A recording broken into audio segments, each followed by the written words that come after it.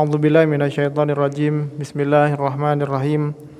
Alhamdulillahi rabbil alamin wa bihi nasta'inu ala umurid dunya waddin.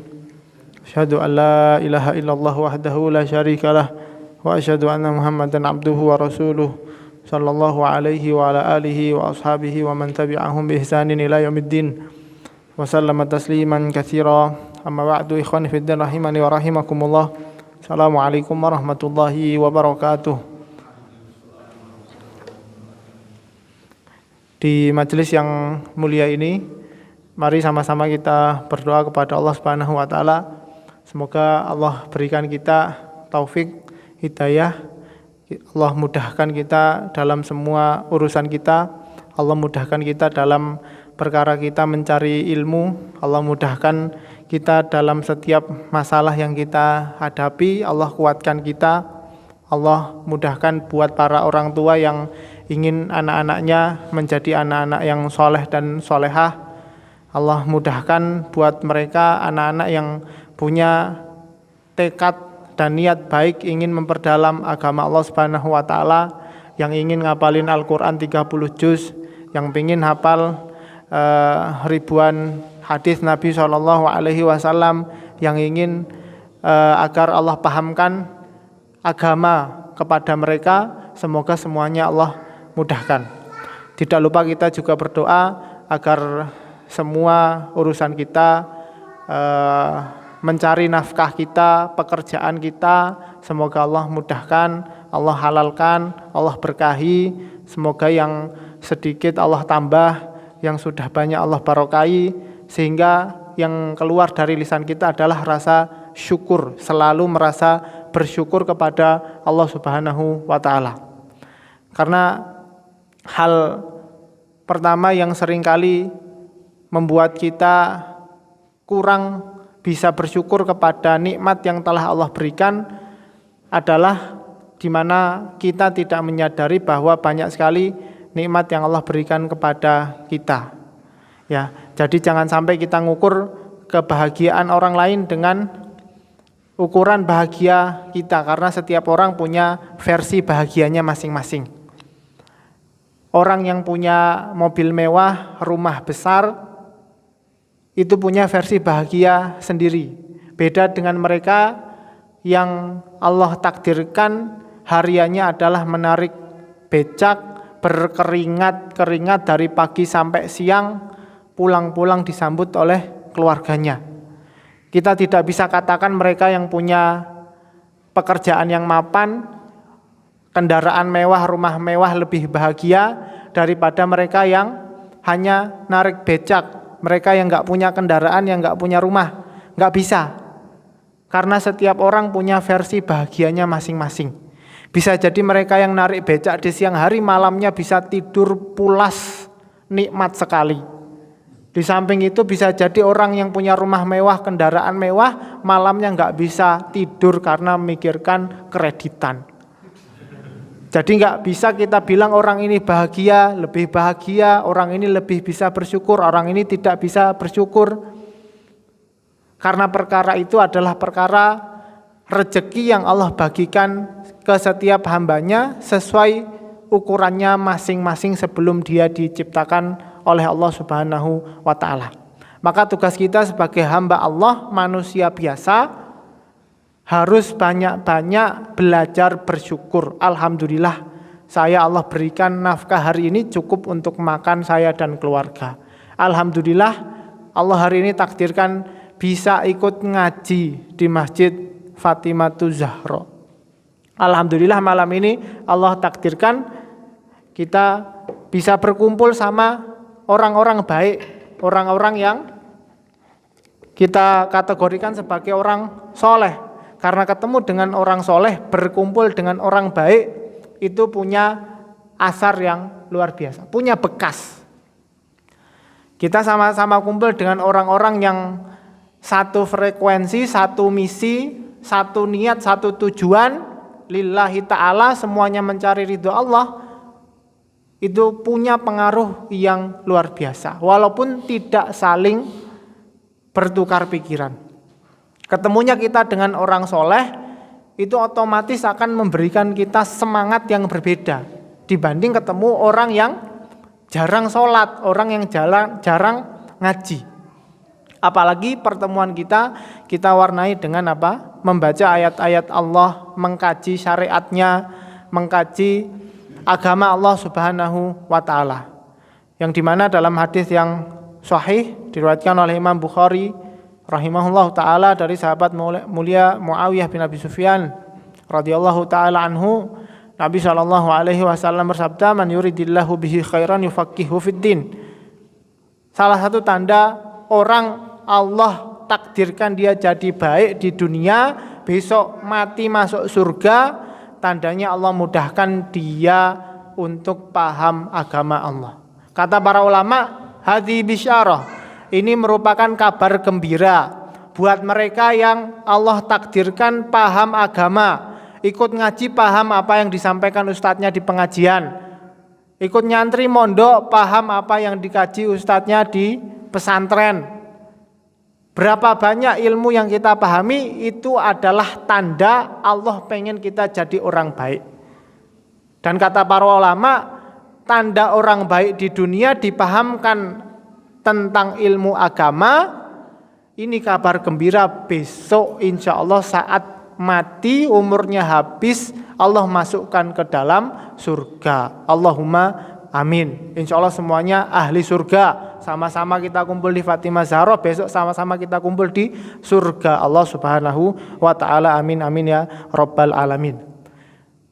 Karena apa? Lanjutan hadis dari Muawiyah tersebut, kata Nabi SAW, wala tazalu ta'ifatun min ummati zahirina 'alal haq, dan akan terus ada sekelompok orang di antara umatku yang akan terus memegang kebenaran.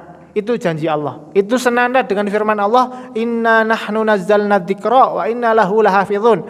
Sesungguhnya Allah turunkan syariat, Allah turunkan agama ini, Allah turunkan Al-Quran, Allah juga janji Allah jaga nanti sampai hari kiamat.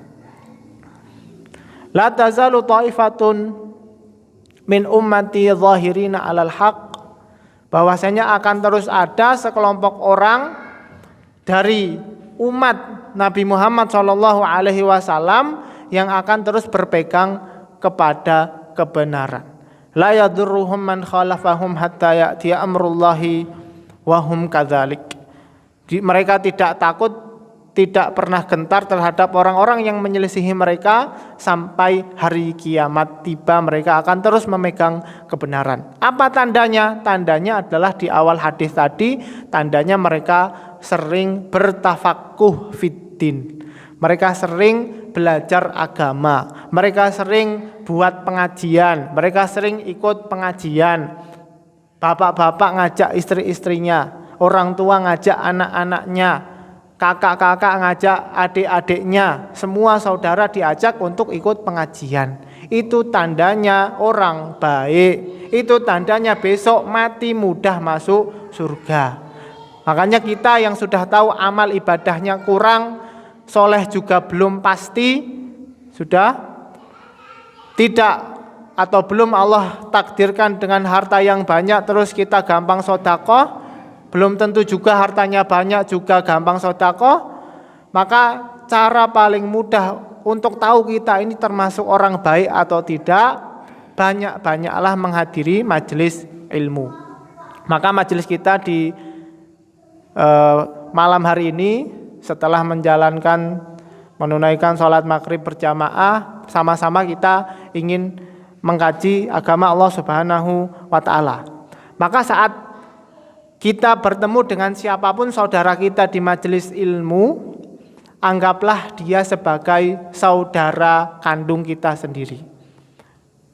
Bahkan seringkali teman-teman yang baik di majelis taklim, teman-teman baik yang kita ketemu saat ngaji, itu lebih berharga dari saudara kandung kita sendiri. Kenapa? Karena kadang saudara kandung itu tidak lebih mudah kita ajak untuk melakukan amal soleh, taat lillahi ta'ala, daripada teman kita yang sama-sama ikut ngaji. Sama-sama kita ngaji, kemudian di kajian kata narasumbernya kita harus banyak-banyak punya angan-angan amal soleh. Jangan pernah mengukur amal soleh kita dengan isi kantong kita. Tapi ukurlah amal soleh itu dengan kuasa Allah Subhanahu wa Ta'ala yang tidak ada batasnya. Oh, di Wonosobo, di kota, kok belum ada markas tahfidzul Quran, tempat anak-anak kecil mulai dari SD, SMP, SMA, kuliah yang pengen ngapal Quran bisa menyetorkan hafalannya setiap hari. Oh, ayo bareng-bareng kita sama teman-teman ngaji, ayo kita buat Masjid Fatimatul Zahra misalkan, kita jadikan markas tahfidzul Quran. Kita sediakan musyrif-musyrifahnya, ustadz-ustadzahnya yang hafal 30 juz. Kita datangkan untuk apa? Duduk di Masjid Fatimah, nerima setoran anak-anak kita. Anak-anak SD yang mau setoran di kota di mana? Datang aja ke Masjid Fatimah, sudah ada pengampunya. Anak SMP, SMA yang habis sekolah pengen ngapal Quran tapi di rumah sibuk main HP. Nek di rumah nggak bisa, harus di masjid. Ya sudah, datang saja ke Masjid Fatimah, di sana ada halakoh Quran.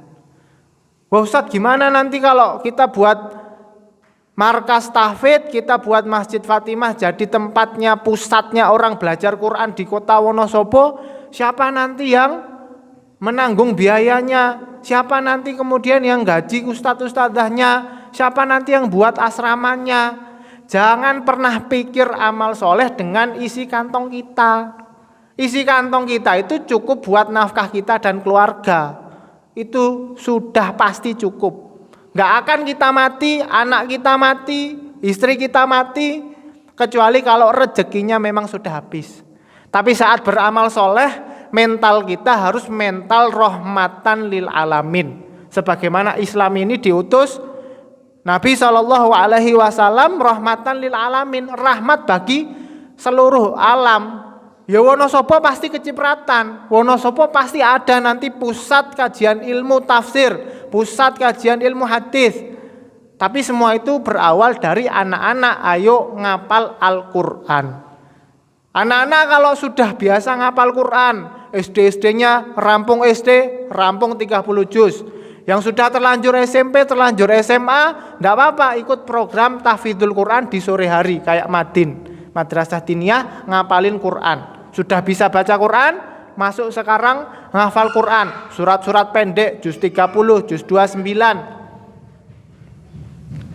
Setelah anak-anak semua ngapal Quran, nanti baru Wonosobo kecipratan, pusat pendidikan tafsir, pusat pendidikan hadis, pusat pendidikan fikih. Tapi kalau anak-anaknya Quran saja nggak bisa baca, ngapal Quran nggak pernah kepikiran, suruh ngapal 30 juz sampai 30 tahun yang nggak hafal, ya itu lama nanti. Makanya dari mana kita mulai? Dari angan-angan orang tuanya. Makanya sekarang saya kalau ketemu orang tua siapapun dimanapun saya bilang, Bapak, Ibu, kalau punya anak diniatin dari sekarang, anak saya besok hafal 30 juz. Loh, masa bisa Ustadz, saya ngaji saja tidak begitu lancar. Loh, jenengan enggak apa-apa, rezekinya segitu alhamdulillah. Tapi rezekinya anak terus jangan dibatasi, saya enggak bisa ngaji, anak juga jangan bisa ngaji. Ya jangan. Anak harus diniatkan 100 kali lipat dari orang tuanya. Orang tua sekarang bisa ngaji, anak besok harus paham tafsir. Orang tua sudah hafal juz 30, ya besok anaknya hafal Quran, hafal hadis. Makanya saya sampaikan di depan, cita-cita amal soleh kita, angan-angan kita jangan diukur dengan isi kantong kita.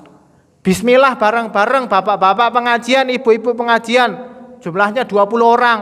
Bismillah, semuanya diniati setiap kali qiyamul lail, setiap kali sujudnya, anak-anaknya dibatin semua, maksudnya didoakan. Sambil sujud doakan, anak saya besok hafal 30 juz, anak saya besok hafal tafsir, anak saya besok hafal hadis Bukhari, hadis Muslim. Kalau orang tuanya mentalnya sudah seperti itu, mental rahmatan lil alamin, anak besok gampang.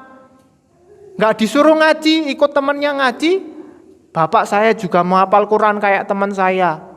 Mosok teman saya ngapal juz amma, saya hafalannya malah kartun-kartun. Masa teman saya hafalannya surat-surat pendek, saya masa hafalannya sinetron-sinetron pendek. Itu otomatis. Dari mana kita mulai? Dari mental orang tua yang ingin anaknya jadi lebih baik. Bismillah mulai dari sekarang, rahmatan lil alamin ya.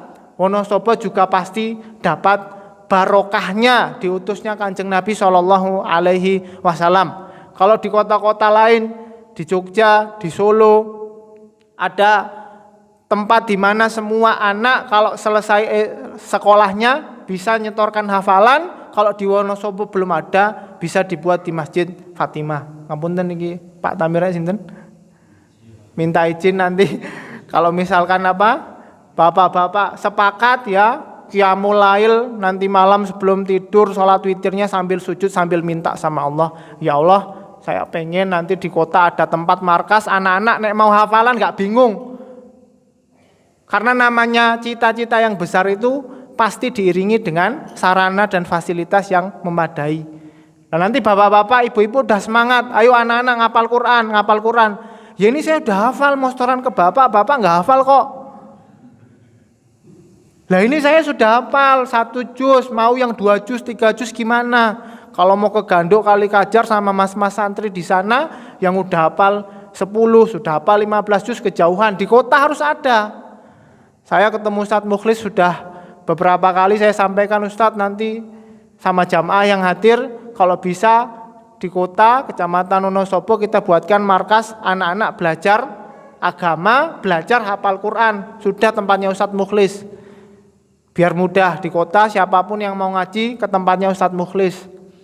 Bismillah, dari musola yang kecil besok karena angan-angan kita semua kita doakan di sholat-sholat kita, di sujud-sujud kita, besok Allah kabulkan. Minimal 4 hektar di kota nanti ada markas buat hafal Quran, ngaji tafsir, ngaji hadis, ngaji syariat secara utuh. Allahumma amin. Jenengan jangan pernah mikir besok yang bangun siapa, wong saya tabungannya saja minus. Bukan dari jenengan, tapi dari mereka yang punya duit pastinya.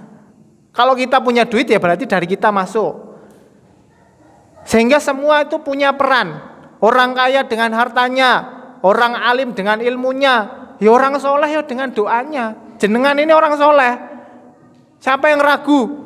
Oh kalau ragu ya jangan ragu, jenengan ini orang soleh. Kalau nggak soleh nggak mungkin datang ke masjid ikut pengajian. Makanya doa-doa orang soleh itulah sebenarnya yang akan membawa perubahan untuk umat. Anak-anak sekarang yang belum bisa ngaji, doain. Dimarahin iya, jangan lupa didoain. Soalnya orang tua itu kadang marahinnya itu rutin. Dimarahinnya rutin, pagi, siang, sore. Sehari 3 kali kayak makan. Tapi nggak pernah doain. Wah ini biasanya keliru. Sekarang polanya diubah. Kita di pesantren sama kiai sering diajarkan bahwa tarbiyah atau pendidikan, mendidik anak itu level yang paling tinggi itu adalah mendoakan. Sebelum masuk ke metodologi, cara mengasuh anak umur 5 tahun, umur kurang dari 5 tahun, mengasuh anak SMP, mengasuh anak SMA, jauhkan dari gadget dan lain sebagainya. Sebelum itu semua, apa yang pertama? Doa.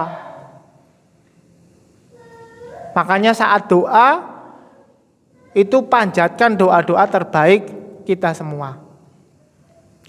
Allah Subhanahu wa taala berfirman di dalam Al-Qur'an, was'alullaha min fadlih.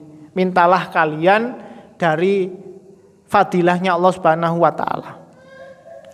Kata para ulama saat baca ayat ini, di sini Allah Subhanahu wa taala tidak mungkin nyuruh kalian doa kecuali untuk dikabulkan. Allah Subhanahu wa taala sang pencipta langit dan bumi yang nyuruh kalian hamba-hambanya berdoa, gak mungkin nyuruh kecuali pasti untuk dikabulkan. Ngapain nyuruh kita semua doa terus gak dikabulkan? Gak mungkin. Makanya dalam hadis yang diriwayatkan oleh Imam Ahmad dalam Musnadnya, doa orang yang beriman itu kemungkinannya hanya 3. 1, dikabulkan Allah Subhanahu wa taala. Makanya doalah yang terbaik. Doa di Wonosobo nanti kotanya khusus minimal 4 hektar ada pusat kajian Al-Qur'an, ngapal Qur'an, ngapal hadis. Semuanya komplit. Doa anak turunan, doa orang tua, kumpulkan semuanya ke dalam surga. Kemungkinan pertama apa? Dikabulkan. Kemungkinan kedua, Allah simpan di akhirat buat nambah timbangan kebaikan. Kemungkinan yang ketiga, Allah ganti doanya dengan menjaga dia dari musibah. Hari ini fulan takdirnya tabrakan di jalan. Waliyadzubillah, semoga Allah lindungi kita semua. Tapi karena sering sujud, sering doa, sering angkat tangan, doa sama Allah Subhanahu wa taala, musibahnya Allah jauhkan. Karena doanya yang belum Allah ijabahi. Artinya 3 kemungkinan itu monggo dicatat. 1, diijabahi Allah Subhanahu wa taala di dunia langsung.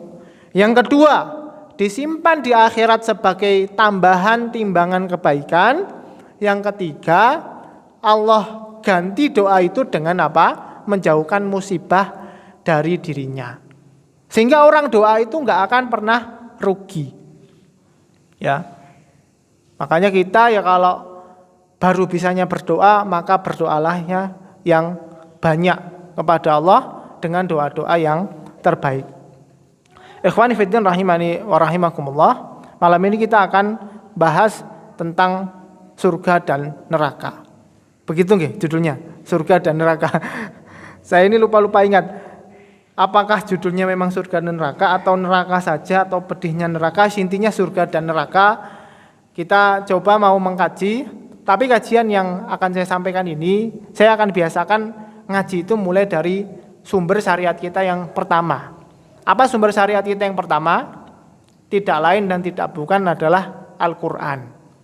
Makanya di mana-mana saya kampanye anak-anak harus mulai program ngafal Quran. Orang tua nggak bisa baca, nggak masalah. Orang tua belum hafal apa-apa, nggak masalah. Itu rezekinya masing-masing. Tapi anak kita masa depan ke depan ini udah masa depannya ahli Quran. Besok apa-apa, pejabat penting, tugas-tugas penting, kemudian pos-pos yang yang strategis itu besok akan diberikan kepada mereka yang hafal Quran. Makanya anak-anak kita harus dimotivasi terus hafal Quran. Nah, kamu ngapal Quran, Bapak juga belajar ngaji, belajar ngapal, sama-sama kita biar nanti kumpul di surga bersama. Saya akan mulai pembahasan tentang surga dan neraka ini dari Al-Quran. Dari hadis Aisyah radhiyallahu taala anha yang mengatakan bahwa surat pertama kali yang diturunkan kepada Nabi Shallallahu alaihi wasallam yang bercerita tentang surga dan neraka adalah surat Al-Muddatsir. Maka jenengan kalau ada bawa mushaf silakan dibuka surat Al-Muddatsir. Kalau yang bawa HP biasanya ada aplikasinya Quran Android atau sejenisnya, bisa dibuka sambil lihat mushafnya, sambil lihat terjemahannya, surat Al-Muddatsir. Surat yang pertama kali turun kepada baginda Nabi Muhammad SAW dan berbicara tentang surga dan neraka. Kenapa kita mulai dari Al-Quran? Karena Al-Quran itu Allah sifati sebagai hudal lil muttaqin, petunjuk bagi orang-orang yang bertakwa. Maka jenengan pasti akan dapati perbedaan yang sangat mencolok saat Quran bicara tentang tentang surga dan neraka kalau dibandingkan dengan buku-buku tulisan manusia. Manusia kalau bicara tentang Quran tentang surga dan neraka, mereka akan kumpulkan sesuai dengan temanya. Surga, penghuninya siapa, makanannya apa, berapa luasnya, nikmat apa saja yang didapatkan. Neraka, siapa penghuninya, makanannya apa, berapa kedalamannya. Bentuknya mungkin tidak akan lepas dari yang namanya teori. Tapi saat jenengan baca Quran, Quran itu petunjuk, maka orang yang baca tentang surga dan neraka di dalam Al-Quran, itu pasti langsung dapat petunjuk. Artinya dapat petunjuk, semangat dia untuk amal soleh itu pasti nambah. Semangat dia untuk takut kepada Allah, meninggalkan maksiat, itu pasti bertambah. Atau bahasa gampangnya kita bilang pasti imannya bertambah. Karena baca Al-Quran, satu huruf itu dihitung sebagai pahala, ibadah. Orang baca Quran itu nggak paham saja tuh pahalanya banyak. Apalagi baca kemudian sambil kita kaji.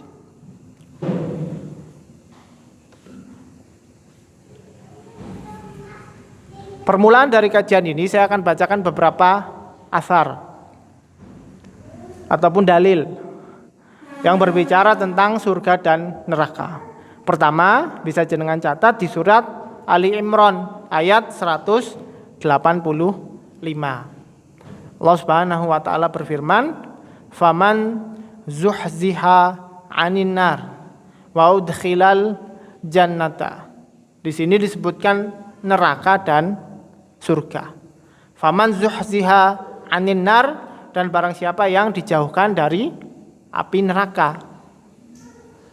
Wa udkhilal jannata, dan Allah masukkan ke dalam surga, faqad faz, maka dia telah beruntung, maka dia telah sukses, maka dia telah berhasil. Itu makna fauzan. Sambungan ayatnya, wamal hayatud dunya illa mata'ul gurur, dan tidaklah perhiasan dunia ini kecuali hanya mata'ul gurur, senda gurau. Dengan monggo bisa dilihat artinya nggih. Artinya arti terjemahan tafsirnya biasanya rujukannya terjemahan dari Depak atau Kemenak, kurang lebih seperti itu. Di ayat ini, ayat 185 surat Ali Imran ini, faman zuhziha 'anin nar wa udkhilal jannah, Allah sebutkan neraka terlebih dahulu, baru surga. Karena memang tabiat manusia, ya, ini faedah dari ayat ini. Faedah yang pertama, kita lihat neraka disebutkan terlebih dahulu daripada surga. Karena tabiatnya manusia itu perlu ditakut-takuti dulu, baru dikasih harapan. Sehingga seorang muslim dia akan hidup antara ketakutan, takut mendapat azab Allah, dan harapan mengharap ridho Allah dan dimasukkan ke dalam surganya. Nas'alullah min fadlih. Faman zuhziha 'anil nar wa udkhilal jannah faqad faza, maka dia telah berhasil. Pembahasan tentang berhasil ini sebenarnya luas, tapi cukup saat kita baca faqad faz, orang yang Allah jauhkan dari api neraka, dimasukkan ke surga, itu final seseorang dikatakan sukses. Nilai ini bisa kita ajarkan ke anak-anak.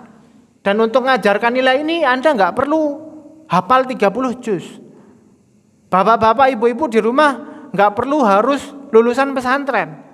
Tapi saat jenengan baca ayat ini, orang yang dijauhkan dari neraka, dimasukkan ke dalam surga, maka dia sukses. Ajarkan anak-anak itu, suksesmu itu adalah kamu masuk surga, dijauhkan dari neraka. Suksesmu itu kita sama-sama dijauhkan Allah dari neraka, kita sama-sama masuk surga. Nilai seperti ini mungkin sepele, tapi di Al-Quran nilai ini sangat kental. Sukses duniawi yang dikaitkan dengan sukses kita sampai di kampung yang abadi, yaitu di akhirat kelak. Kadang anak itu sampai bingung kalau orang tua itu, nak kamu belajar yang rajin, nak kamu kalau bisa ranking 10 besar, nak kamu kalau bisa pinter ini dan pinter itu. Bingung akhirnya.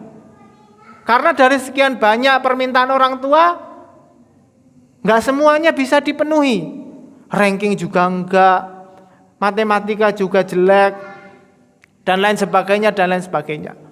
Maka di sini orang tua yang cerdas akan mengarahkan anaknya untuk menentukan prioritas.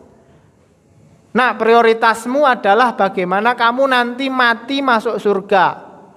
Nah, prioritasmu besok kita sama-sama Allah jauhkan dari neraka, Allah masukkan surga. Kalimatnya faqad faz, maka telah beruntung, maka telah sukses. Sehingga anak itu jelas jalannya dia dari SD, SMP, SMA itu jelas. Dia nggak akan bunuh diri kalau gagal UN. Nggak akan dia kemudian sobek-sobek baju, jambak-jambak rambut kalau gagal nggak naik kelas. Karena suksesnya jelas sama orang tua dikasih tahu, nak, terus kamu paling bodoh sekelas, yang penting kamu ngaji rajin, mati masuk surga, kita bahagia abadi. Kadang orang tua itu lupa ngasih tahu nilai ini kepada anak. Akhirnya anaknya bingung. Bapak dan ibu itu sebenarnya pengen apa? Sehingga anak itu bisa terarah dengan jelas. Setelah prioritas ini didapat, setelahnya baru melihat kemampuan dan potensi anak. Setelah diprioritaskan yang penting kita sama-sama masuk surga, berarti cari yang halal, jauhkan yang haram, yang syubhat tinggalkan, majelis taklim diramaikan, belajar ngaji masuk prioritas.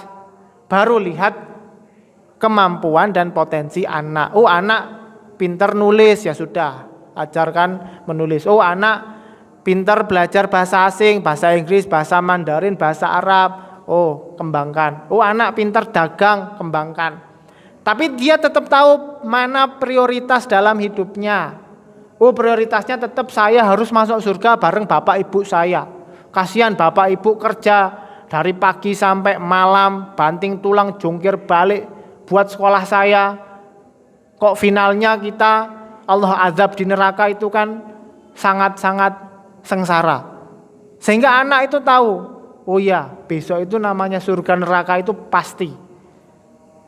Sehingga yang perlu kita pastikan sama-sama kita masuk ke dalam surga. Ini dalil yang pertama yang perlu saya sampaikan. Dalil yang kedua, hadis Nabi SAW dalam Sahih Imam Al-Bukhari, ya, yang beliau SAW bersabda, al jannatu aqrabu ila ahadikum min syiraki na'lihi.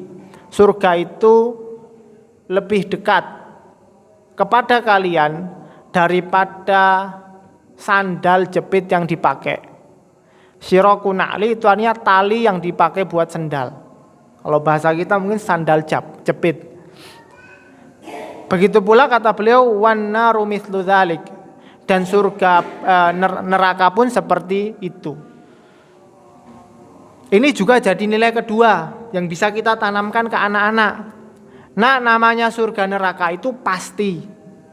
Orang baik pasti masuk surga, itu pasti. Orang buruk pasti masuk neraka, itu pasti. Lah yang diantara gimana, Pak? Dia kadang baik tapi besok nakal. Dia hari ini nakal tapi besok baik. Enggak ada yang namanya diantara, itu enggak ada. Diantara surga, diantara neraka enggak ada. Ya, orang baik akan diberikan Allah balasan kebaikannya dengan surga, orang buruk akan Allah balas keburukannya dengan neraka. Kalau timbangan kebaikannya lebih banyak, maka Allah masukkan surga. Kalau timbangan keburukannya lebih banyak, otomatis Allah masukkan neraka. Kalau baik dan buruknya sama timbangannya gimana, Pak? Sama, seimbang kalau timbangan itu. Disinilah nanti terserah Allah. Dengan rahmatnya akan Allah masukkan ke surga, tapi bisa jadi Allah masukkan neraka untuk menghapus dosa-dosanya. Ini sebenarnya analogi yang mudah buat anak-anak kita. Sehingga anak dari kecil itu akan tahu bahwa namanya besok setelah mati ada kehidupan. Ada namanya kehidupan setelah mati. Bahkan kehidupan yang lebih abadi. Di dunia hanya 40, 60, 80 tahun. Di akhirat nanti pilihannya surga atau neraka. Abadal abidin, selama-lamanya.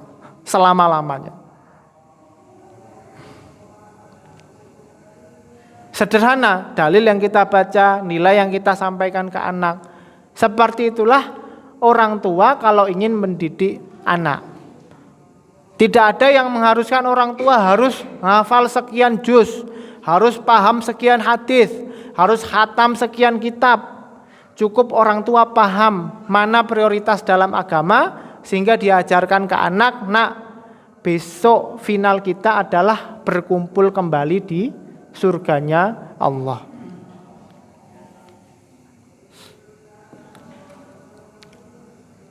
Ikhwani fiddin rahimani wa rahimakumullah. Berangkat dari dua dalil ini dan dua nilai yang kita ambil dari dua dalil tersebut. Yang pertama, bahwa kesuksesan kita dan keluarga itu adalah saat berkumpul dalam surga. Yang kedua, yang namanya surga dan neraka itu pasti, bahkan sabda Nabi, aqrabu ilaikum, lebih dekat kepada kalian daripada sandal jepit yang kalian pakai. Artinya pasti yang baik masuk surga, yang buruk pasti masuk neraka. Dari sinilah kemudian semangat kita untuk beramal soleh muncul. Kalau setelah kita mati ada kehidupan, berarti kita butuh yang namanya bekal. Kalau perjalanan di dunia ini sementara untuk menuju kampung akhirat yang abadi, maka perjalanan ini kita anggap sebagai tempat mengumpulkan bekal. Sehingga para ulama punya istilah namanya orang beramal soleh di dunia itu sama dengan dia mengumpulkan zadun. Zat itu bekal. Sehingga para ulama bilang amal soleh sama dengan zadul qabri. Amal soleh itu bekal orang masuk kuburan. Sehingga di awal saya sampaikan, jenengan dimanapun berada, perbanyak angan-angan untuk amal soleh. Ya Allah, saya besok pengen di Wonosobo di kota ada tempat orang ngapal Quran. Saat jenengan ikut berangan-angan punya amal soleh yang besar itu, tanpa melihat isi kantong kita, tapi dengan melihat kuasa Allah Subhanahu wa Ta'ala yang tanpa batas, jenengan ikut andil dalam amal soleh tersebut. Gak bisa ikut iuran harta, ya iuran tenaga. Gak bisa iuran tenaga, ya kita iuran waktu kita longgarkan untuk sama-sama mendukung program kebaikan di tengah umat. Seringkali orang itu kalah dia amal soleh karena kalah mentalnya. Amal solehnya selalu diukur dengan apa yang ada di kantongnya. Saya punya sedikit hanya cukup untuk anak dan istri. Nggak ada sisanya, malah seringkali minus. Orang yang punya mental seperti itu nggak akan pernah kepikiran bangun masjid, nggak akan pernah kepikiran bantu fakir miskin, nggak akan pernah kepikiran bangun pondok pesantren, lembaga tahfidz dan lain sebagainya. Maka yang perlu kita biasakan adalah melatih mental kita untuk banyak amal soleh. Ya saya juga ikut, saya pengen ikut amal soleh di kota Wonosobo, mau dibuat pondok pesantren standar internasional untuk seluruh warga kota dan sekitarnya menghafal Quran. Dari sebelum TK, SD, SMP, SMA, kuliah, pasca sarjana, doktora, profesor yang pada belum bisa ngaji datang ke Masjid Fatimah. Karena apa? Karena sukses kita adalah bareng-bareng kumpul di surga. Gak mungkin orang masuk surga kok gak pernah ngaji, itu kan gak mungkin. Maka program bersama-sama menghafal Quran, buat lembaga menghafal Quran itu program yang sangat universal. Semua umur, semua orang, laki-laki, perempuan, tua, muda, anak kecil, orang dewasa, semuanya masuk. Sehingga kembali lagi, saat kita punya motivasi bahwa nanti di akhirat ada surga dan neraka yang pasti, di dunia kita akan banyak-banyak beramal soleh.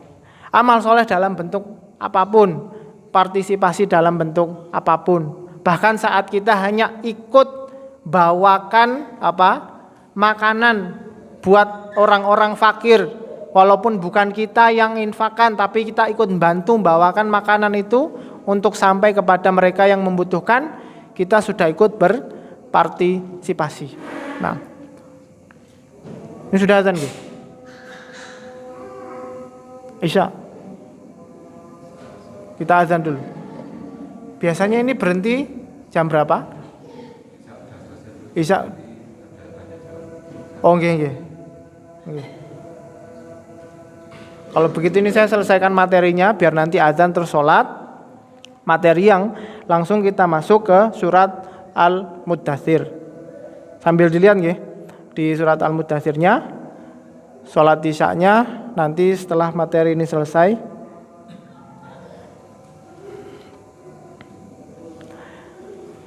Di surat Al-Muddatsir ini yang mau kita ambil poinnya adalah pertama tentang Nabi Shallallahu Alaihi Wasallam saat Allah Subhanahu Wa Taala berfirman, ya ayyuhal muddatsir, wahai orang yang berselimut. Poin kedua yang bisa kita lihat di surat Al-Muddatsir adalah firman Allah Subhanahu wa taala tentang apa? Tentang surga dan neraka. Di firman-Nya sauslihi sakor. Sakor itu nama lain dari neraka. Itu ayat yang ke-26. Kemudian kita bisa lihat di ayat 40 Allah Subhanahu wa taala berfirman, fi jannati yatasaalun. Di dalam surga mereka saling bertanya, anil mujrimin, orang-orang yang berbuat dosa.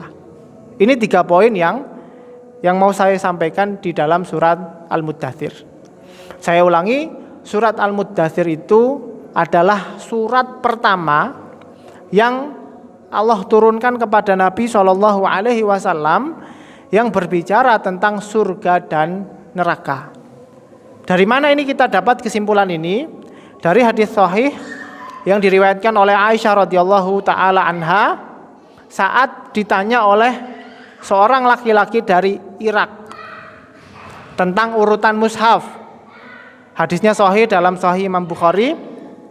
Kemudian Ibunda Aisyah radhiyallahu taala anha mengatakan bahwa sesungguhnya yang pertama kali turun surat wahyu Allah Al-Qur'an kepada Nabi Shallallahu alaihi wasallam yang berbicara tentang surga dan neraka adalah salah satu surat dari Mufassal. Mufassal itu surat yang pendek. Apa itu kata para ulama? Surat Al-Muddatsir. Maka kita ulangi. Di ayat pertama surat Al-Muddatsir Allah berfirman, ya ayyuhal muddatsir, wahai orang yang berselimut. Kenapa berselimut? Karena saat wahyu pertama kali turun surat Iqra, Nabi SAW yang waktu itu umurnya 40 tahun kemudian sangat terkejut karena ketemu dengan malaikat Jibril. Enggak heran Kanjeng Nabi SAW terkejut, gemeteran sampai minta diselimuti oleh istrinya. Zaman kita saja kalau ada orang yang ketemu dengan penampakan setan, itu mungkin ceritanya bisa berhari-hari karena saking terkejutnya. Beliau Nabi SAW ketemunya malaikat.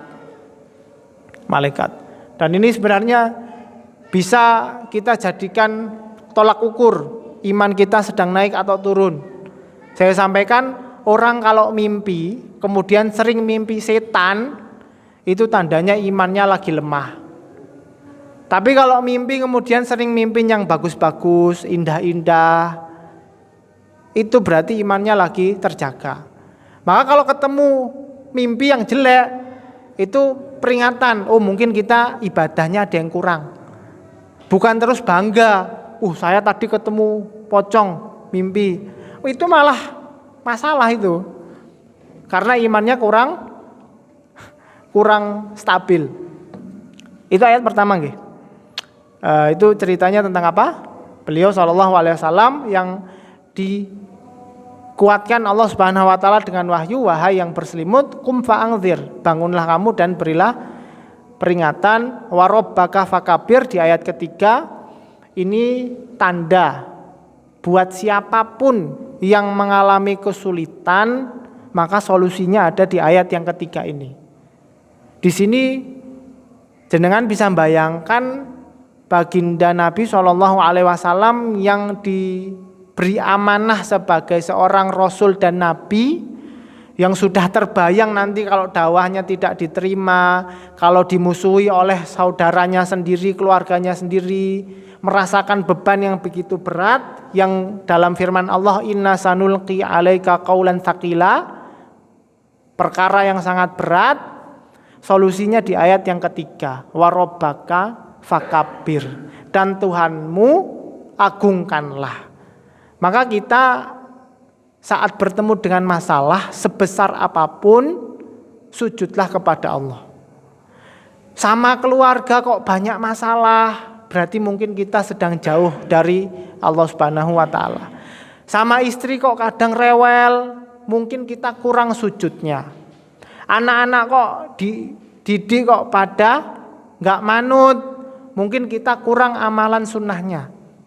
Intinya Rabbaka fakabir, Tuhanmu agungkanlah dengan perbanyak amal soleh. Poin yang kedua, jenengan lihat itu di ayat 26. Nah, di ayat 18 waktu Allah berfirman tentang innahu fakkara wa qaddar. Ini tentang orang kafir Quraisy yang menentang syariat Allah. Buat orang-orang ini, kata Allah, mereka ini masuk orang-orang yang buruk. Apa balasannya? Ayat 26, sauslihi sakor.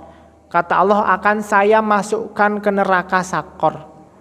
Bukan kamu Muhammad, bukan engkau wahai Nabi SAW, gak usah bingung. Dakwahkan Quran kok banyak penentangnya, gak usah bingung. Mereka orang-orang yang buruk, gak suka pengajian, yang gak suka baca Quran, gak suka ngapal, itu urusannya sama Allah. Karena saat mereka gak suka dengan syariat ini, mereka tidak suka dengan yang menciptakan syariat. Maka anak-anak bisa kita ajarkan, nak, kita ini finalnya adalah masuk surga bareng-bareng, jangan sampai kita dapat murka Allah. Karena balasannya sauslihi sakor. Poin yang ketiga, di ayat yang ke-40, fi jannati yatasaalun. Ini di ayat yang 39, jangan bisa lihat illa ashabal yamin, golongan yang kanan, orang-orang baik. Di mana tempat mereka orang-orang baik? Fi jannatin yatasaalun, di dalam surga mereka saling bertanya. Anil mujrimin, tentang orang-orang yang buruk. Masalakakum fi sakor, kalian kok orang buruk masuk ke dalam neraka, kenapa? Kok bisa-bisanya? Kalian kan tahu kalau Al-Quran itu wahyu Allah. Kalian kan tahu surga itu pasti, neraka itu pasti. Kok bisa kalian kok masuk neraka? Harusnya kan kalau kalian pintar tahu, oh surga itu pasti, neraka itu pasti. Ya di dunia harus banyak amal soleh. Ini saya tutup kajiannya dengan penyebab kenapa orang-orang buruk itu bisa masuk neraka. Saat ditanya kok bisa kalian masuk neraka, kata mereka, qalu lam naku minal musallin. Kata mereka penghuni neraka, kita dulu di dunia enggak sholat. Makanya perkara sholat ini buat anak-anak harga mati. Nak, kamu dimanapun, di sekolah, di pasar, di toko, di tempat main, sholat jangan sampai lupa. Itu anak-anak dari kecil diajarkan. Biar apa? Biar masuk dalam golongan kanan. Ya, berikutnya kata mereka, walam naku nut'imul miskin. Kita enggak biasa sedekah beri makan orang miskin. Padahal Allah kasih hartanya berlebih. Padahal Allah titipkan hartanya untuk disalurkan kepada mereka yang membutuhkan. Zakat wajibnya enggak ditunaikan, sedekah, infak enggak pernah. Ini penyebab mereka masuk ke dalam neraka sakor. Wa kunna nakhudu ma'al khaidin. Wa kunna nukadzibu biyaumiddin, dulu kita mendustakan hari kiamat. Orang-orang bilang besok ada kiamat, bohong. Orang-orang di masjid ngaji kalau surga neraka itu pasti, nggak yakin, masa iya setelah mati hidup lagi. Inilah sebab mereka masuk ke neraka sakor. Wa kunna nukadzibu biyaumiddin hatta atanal yakin, sampai mereka umurnya habis. Maka saat Allah Subhanahu wa taala takdirkan kita malam ini bisa ngaji, kemudian tahu bahwa hari kiamat itu pasti, surga dan neraka itu pasti, tugas kita selanjutnya adalah ngajak anak-anak kita, keluarga kita untuk bareng-bareng kita masuk surga. Fi jannatin, ke dalam surganya Allah Subhanahu wa taala. Semoga Allah Subhanahu wa taala mudahkan kita untuk amal soleh, ya, banyak-banyak kita ngumpulkan bekal untuk dibawa mati ke kampung akhirat yang abadi.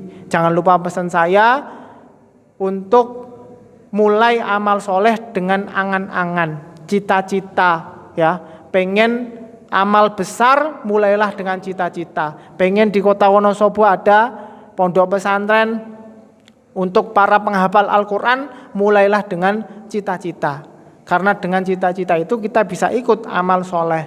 Nggak punya uang, nggak masalah. Nggak bisa ikut ngajar, nggak punya ilmu, nggak masalah. Kita orang soleh, bisanya doa. Ya Allah, besok tolong wujudkan anak turunan saya, mereka semuanya para penghafal Al-Quran. Semoga semua yang hadir di majelis ini semuanya bareng-bareng ahli surga. Amin ya rabbal alamin. Subhanakallahumma bihamdik, asyhadu an la ilaha illa anta, astaghfiruka wa atubu ilaik.